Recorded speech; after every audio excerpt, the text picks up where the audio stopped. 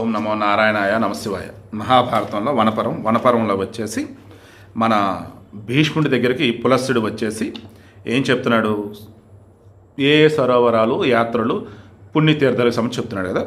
అలా పుష్కరం గురించి మాట్లాడుకున్నాం. ఇప్పుడు అగస్త్య సరోవరంలో 3 రాత్రులు ఉపవాసంతో పితృదేవతలను అర్చించి అగ్నిష్టోమయాగాన్ని ఆచరించిన ఫలం పొందుతాడు.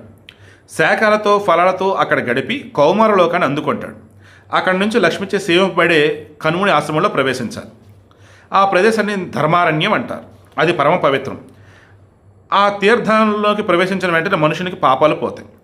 నియమాలతో నీతాహారంతో దేవతలను పితరులను అర్చించి కొన్ని కోరికలు క్షమించాలి. అన్ని కోరికలు తీర్చగల యజ్ఞ ఫలాన్ని వశం చేసుకుంటాడు.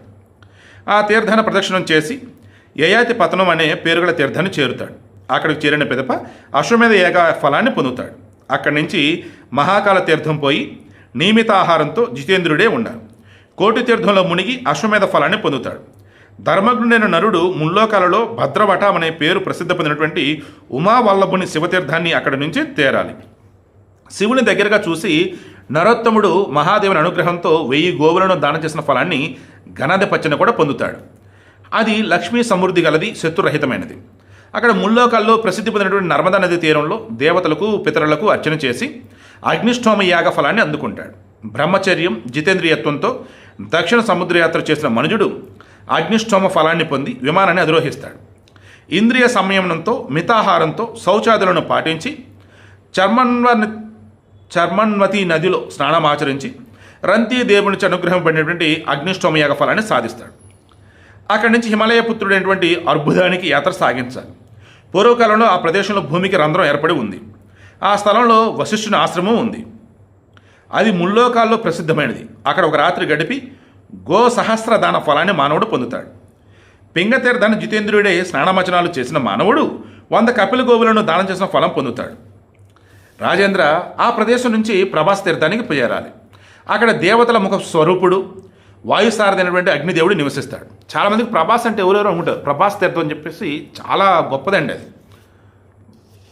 ఆ తీర్థంలో శుచిగా ఆసక్తితో మునిగిన మానవుడు అగ్నిష్టోమ అతిరాత్ర యాగాల ఫలాన్ని పొందుతాడు. అక్కడి నుంచి పోయి సరస్వతి సాగర సంగమంలో స్నానం చేసి 1000 గోవులను దానం చేసిన ఫలాన్ని పొంది ఎల్లప్పుడూ అగ్నివలే ప్రకాశిస్తాడు. పరిశుద్ధ చిత్తంతో మానవుడు వరుణ తీర్థంలో స్నానం చేసి 3 రాత్రుల ఉపవాసంతో పితరులకు దేవతలకు తర్పణం చేయాలి. ఇలా చేసే యాత్రికుడు చంద్రునితో సమానంగా ప్రకాశిస్తూ అశ్వమేధ యాగ ఫలాన్ని పొందుతాడు. అక్కడి నుంచి వరదాన తీర్థానికి పోవాలి. మునిశ్రేష్ఠుడు దుర్వాసుడు ఇక్కడ శ్రీకృష్ణుడికి వరాన్ని ఇచ్చాడు. కావున దీనికి వరదాన తీర్థమని పేరు. ఇందు మునిగిన వాడు 1000 ఆవులను దానమిచ్చిన ఫలాన్ని అందుకుంటాడు. ఆ ప్రదేశం నుంచి ద్వారవతి తీర్థానికి చేరి మితాహారం జితేంద్రియత్వంతో ఉండాలి. పిండాకార తీర్థంలో స్నానం చేస్తే లెక్కలేనంత లెక్కలేనంత బంగారాన్ని సైతం సొంతం చేసుకుంటాడు. ఈ తీర్థాలన్నీ కూడా అందిస్తే నార్త్ ఇండియాలో ఉంటాయి, హిమాలయాలో చుట్టుపక్కల. ఈ తీర్థంలో ఇప్పటికీ కమలాల వంటి ముద్రలు కనిపిస్తే ఇది ఒక అద్భుతం. ఎక్కడంటే అది ద్వారవ తీర్థానికంట. ఎక్కడ త్రిశూల చిహ్నాలు కల తామర పూలను చూస్తామో అది శివుని యొక్క నివాస భూమి. త్రిశూల ఆకారంలో తామర పువ్వులు ఉంటాయి. అక్కడ శివుడు ఉంటాడు. సింధు నది సాగరం కలిసిన చోట మునిగి శుద్ధ చిత్తుడై దేవతలకు ఋషులకు తర్పణం సాగించాలి. ఇలా చేస్తే దివ్య కాంతులతో వరుణలోకానికి చేరతాడు.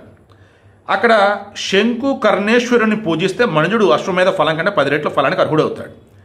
అక్కడ స్నానమాచరించి ముల్లోకాల్లో ప్రసిద్ధిగాంచిన సర్వ పాపాలను తొలగించే ధమి తీర్థానికి చేరాలి. బ్రహ్మాది దేవతలు బ్రహ్మాది దేవతలు ఆ ప్రదేశంలో మహాశివుని ఆరాధిస్తారు.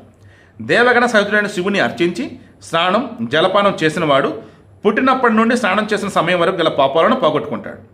దమీ తీర్థాన్ని దేవతలను కూడా స్తుతిస్తారు. అక్కడ స్నానం చేస్తే అశ్వమేధ యాగ ఫలం అనేది వస్తుందట. సో రేపు ఏ తీర్థాలు రేపు డిస్కస్ చేద్దాం.